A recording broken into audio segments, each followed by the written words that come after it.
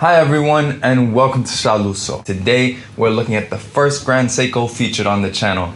I want to give a big shout out to World of Watches 2 in Singapore for lending in this watch. They're a Grand Seiko authorized dealer as well as an AD for other brands as well. But before we get started talking about the Grand Seiko SBGC223, I want to talk a little bit about cars, specifically about Lexus, because Lexus is to Toyota what Grand Seiko is to Seiko. And there's a lot of parallels between how Grand Seiko is perceived and how Lexus is perceived. You know, if someone wants to get a Lexus, they pretty much have to go through a decision process of, I don't want the Mercedes, I don't want the BMW, I don't want the Audi, I want a Lexus. And it's very similar in the case of Grand Seiko. There's a very unique way that the Japanese take towards luxury, and that's what I really want to highlight, because the watch we're featuring today is essentially the Lexus LFA of watches. So it's Japanese over-engineering at its best, over-engineering and outdated technology, which is of course what all watches are. So in the case of the LFA, you know, it's a V10, but it's also got a carbon fiber body, it's rear-wheel drive, but it also has a sequential manual gearbox. It's archaic, but it still has that unique charm and a lot more excitement to it. And it's a similar case with Grand Seiko and specifically with the Chronograph GMT we're looking at today. So without further ado, let's get into the Grand Seiko SBGC223 Chronograph GMT from their sport line. Grand Seiko may have been founded in 1960, but it wasn't really until 1999 that they really came into their stride with the debut of Spring Drive. Their hybridization of quartz and mechanical watch technology allowed them to create a new breed of watch and really carve a niche for themselves within the luxury watch segment. And in 2016, they then took their efforts towards reinventing the sports watch with the SBGC223 Chronograph GMT. An all-rounder rendered in titanium and black polished ceramic, featuring all the complications anyone could practically need, rendered with 100-meter water resistance, extremely light, extremely well organized. The idea being that they were going to create the perfect all-rounder. Measuring 46 millimeters in diameter, this definitely is a bold watch, and that's reflected in its design as well. However, every detail has a functional purpose as well as an aesthetic one. And it also allows the Grand Seiko to have a very distinctive look. And this is one of the key appeals of a Grand Seiko, the fact that it is different. It offers an experience that's not only different on a technical front, but also visually and ergonomically. It shows that Grand Seiko isn't just another watch brand. It's a unique philosophy and approach when compared to its Swiss competitors. With a Chronograph GMT, power reserve, 100-meter water resistance, automatic movement and sapphire caseback, this watch was never going to be thin. However, at 16.2 millimeters thick and 46 millimeters in diameter, it definitely makes its presence known visually. In terms of feel though, it makes you question what your eyes are seeing. The titanium and ceramic construction makes the watch extremely light on the wrist. The bracelet construction adds to the comfort even more, with even spacing between the ultralight links, well judged, allowing for articulation and ventilation. On the inside is a variant of the venerable Grand Seiko 9R, specifically the 9R86, equipped with a Chronograph GMT, power reserve, and of course Spring Drive. The automatic caliber features a 72-hour power reserve, so despite all the complications and the 36,000 VPH beat rate, which of course gives it that beautifully smooth sweep, this is still a watch you can take off for the weekend and put it back on Monday and it'll still be running. The quartz oscillator in the Spring Drive mechanism gives the Grand Seiko SBGC223 an accuracy of plus or minus 15 seconds per month. Rolex's superlative chronometer and Omega's master chronometers are already 15 seconds off after a few days. When you unscrew the crown that helps this watch achieve its 100-meter water resistance, you get an amazing tactile feeling as you manually wind the watch. And then when you pull the crown out to extremity, you stop that smooth sweep and hack the balance so you can set the watch to a known accurate reference time.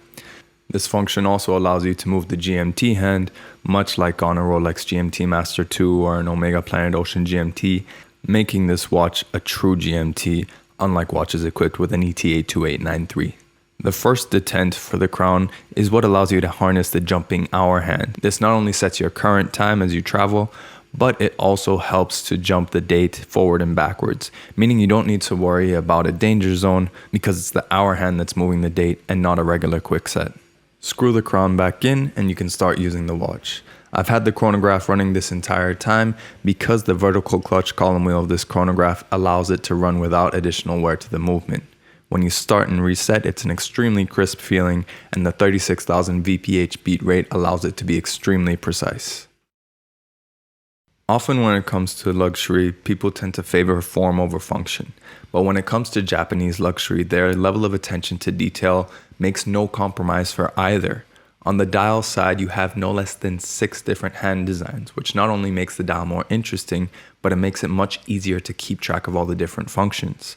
All the chronograph functions are laid out on the right, and all the non-chronograph functions are laid out on the left, giving it a level of symmetry that you wouldn't expect at first glance, but when you think about it, it makes total sense.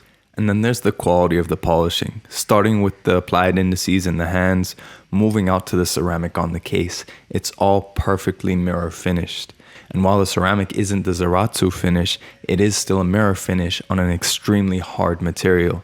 And even this was thought out functionally because Grand Seiko recognized that the ceramic won't scratch.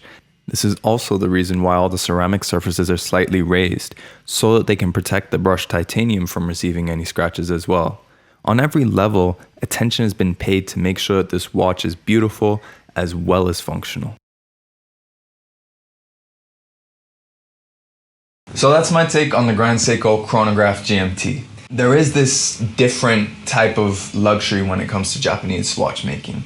It's very attention to detail oriented. The finishing is superb and really a class above in a lot of cases. And we'll talk about how this Grand Seiko compares to some of its competitors within the market. But first, let's talk about the 3 positives and the 3 negatives of this watch. So the first thing, and what I think probably exemplifies this detail-oriented approach that the Japanese have to luxury, is the mix of titanium and ceramic. Think what you will about the way that it looks with that mix, but what they've done is they've reinvented the concept of two-tone. It's not just a way to show off or make something a little bit more luxurious like what we're used to with steel and gold, for example, but in this case they've also got a functional advantage to it. The ceramic is actually raised when compared to the rest of the titanium surfaces, and this is because ceramic is virtually scratch-proof.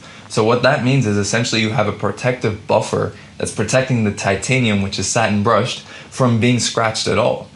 And on top of that, they decided that if they were going to do differential finish, they were going to mirror polish the ceramic, which is not only extremely difficult because of how hard ceramic is, but also it means that you actually have this pristine polished surface, polished center links, polished exterior of the case, but that will never scratch. And obviously polished surfaces, scratches show up a lot easier.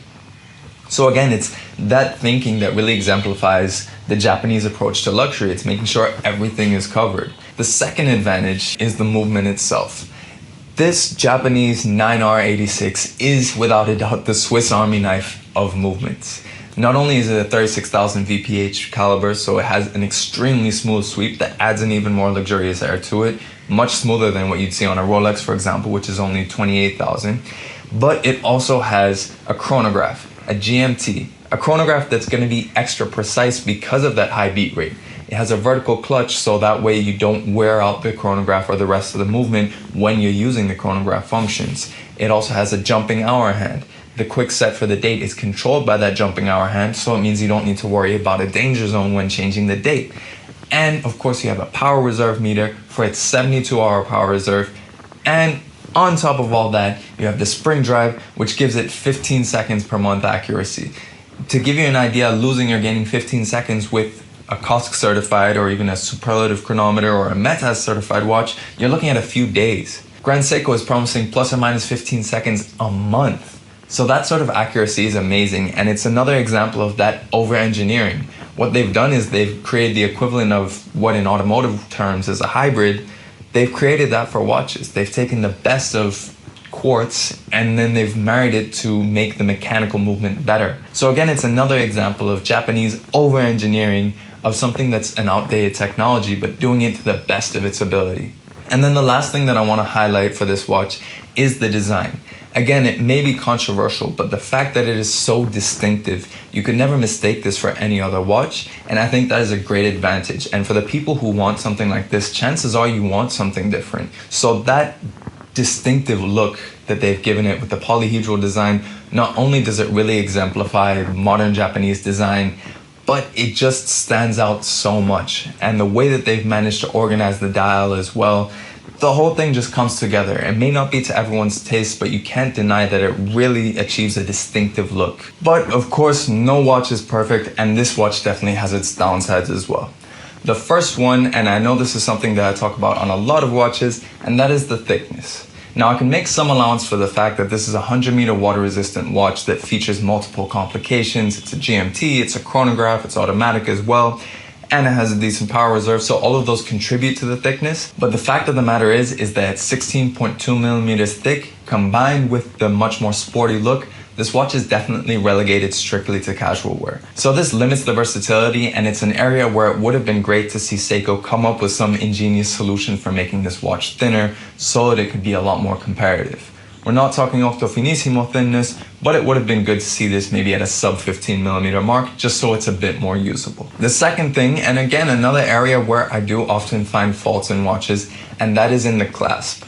The clasp itself, while it is milled out, it still looks like a stamped clasp. And for such a sporty watch, you would think that they would have thought to at least add some sort of tool-free sizing extension. This doesn't feature that. What you do have is two old school anchoring points that give you a little bit of flexibility, but you still have to use a tool. But seeing something like a glide lock or the Omega push clasp, it would have made a lot more sense. But more than that, it's the fact that it almost looks as if this clasp was designed for another watch or even by another brand. It looks like they simply overlooked this detail and this opportunity to make something more over-engineered. It would have been great seeing what Grand Seiko's answer to something like a glide lock would be, but unfortunately on this watch they decided not to include that, so it does look like an afterthought and an oversight that simply doesn't match the rest of the character and the philosophy of this watch. And then the last thing, and again this is another case of oversight that doesn't really match the character of the watch, and that's the bezel. While it is ceramic, the 24-hour bezel on this watch is fixed. It doesn't rotate in either direction, which means you can only tell a maximum of 2 time zones at a time. You would think that this minor detail is something that they would have included, so that's something again where I feel it was an oversight, possibly even an example of cost cutting where they could have and really should have just put a bidirectional GMT bezel to match the GMT functionality. But overall though, this is still an amazing watch, an amazing example of what you can expect from Japanese over-engineering and Japanese luxury. The mirror finishing in particular is pristine and feels like it comes from an even more expensive watch. But speaking of expensive, we do have to talk about the price, because I said an even more expensive watch. This watch is not cheap. Clocking in at nearly 15,000 US dollars, this watch is definitely on the more expensive side even when you compare it to some of its Swiss comparators. Breitling and Omega both do watches that have the same functionality, albeit with some trade-offs in terms of thickness and water resistance respectively, but they do them for nearly half the price.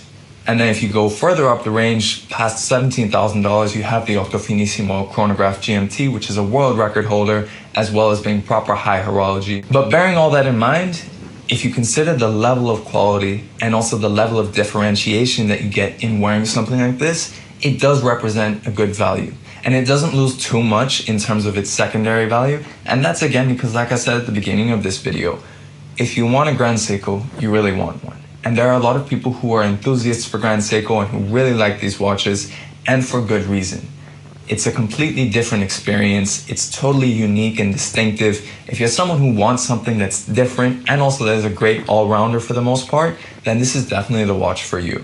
But let me know in the comments below what you think of the Grand Seiko and what you think of Grand Seiko in general. And of course, if you like this video, please do like it and share it. Thanks again to World of Watches in Singapore for lending in this watch. You've got their links below in the description so you can check out some of the rest of their range. If you want to keep seeing new watch videos, make sure you subscribe to Shaluso and hit the notification bell as well so you can get notifications of when I put out new content. But thanks for watching this video, and we'll catch you on the next one.